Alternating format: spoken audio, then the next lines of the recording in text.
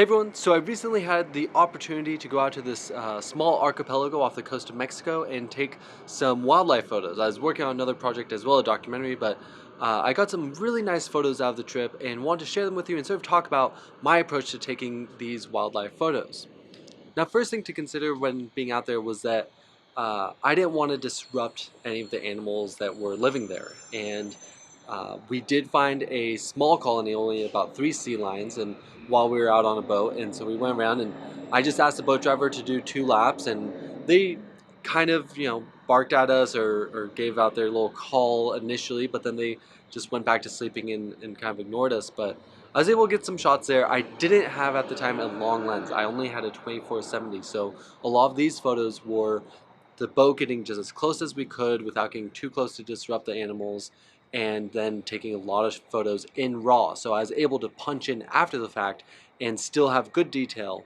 One thing I did run into is that they're on the shady side of the rock, and ideally, I guess I would have been there in the morning when the sun would have actually been hitting their side of the rock and illuminating them a bit more, so they weren't quite so much in the shade.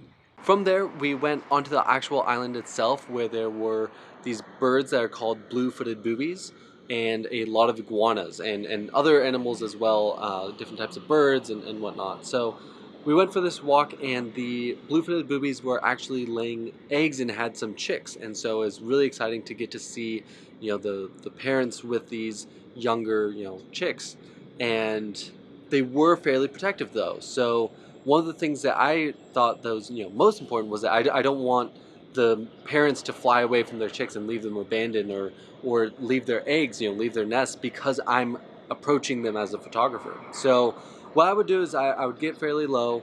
I would never make eye contact with the animals. One of the researchers actually told me that that eye contact that's what can really spook them, or lead them to thinking that you are wanting to attack them or something like that. So I made no eye contact with the birds, and really just pop my screen out and would look down at my screen, and so my lens is looking at them, but I'm never making eye contact. I also got low to the ground as to not be this taller figure coming at them.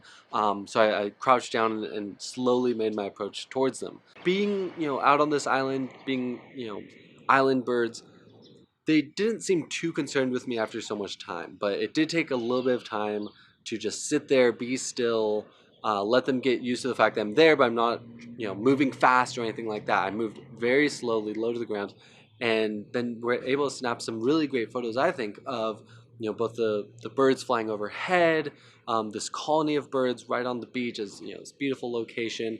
Got a couple of the chicks and even some of the eggs, which is so hot out, and the researchers were saying that if these animals get spooked, they'll leave, and because of the heat of the sun, the eggs can actually be cooked and kill the animals. So it's really important when you're out taking wildlife photos to not disrupt the animals that are there. You never know, especially if they have chicks or whatever, or younger babies. They can get aggressive, they can run away, and that leads the babies to be exposed and possibly killed by another animal.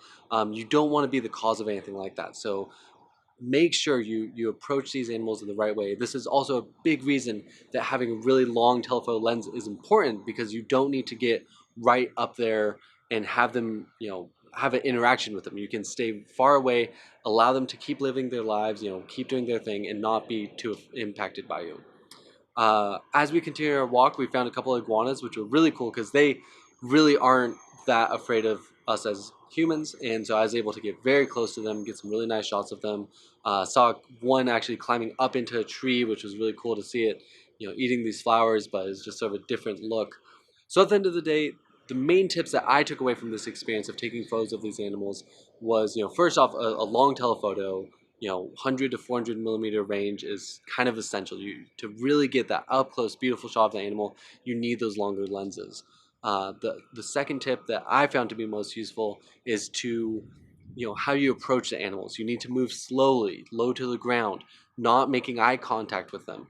These are all things that can kind of scare them if you're moving too fast, or if you are standing tall, that can be more intimidating to them. So getting lower to their level, moving slowly, really taking the time and being patient. You need to allow them to go back to their living and not just looking at you. You can get a great shot during that time, but I think you'll get really amazing shots when they start interacting with one another again and stop paying attention to you. So I hope these tips are useful for you.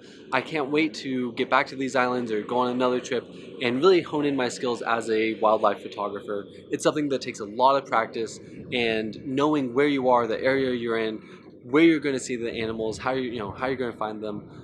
It takes a lot of research and prep. So best of luck, and be sure to share any photos you take of wildlife on our course page.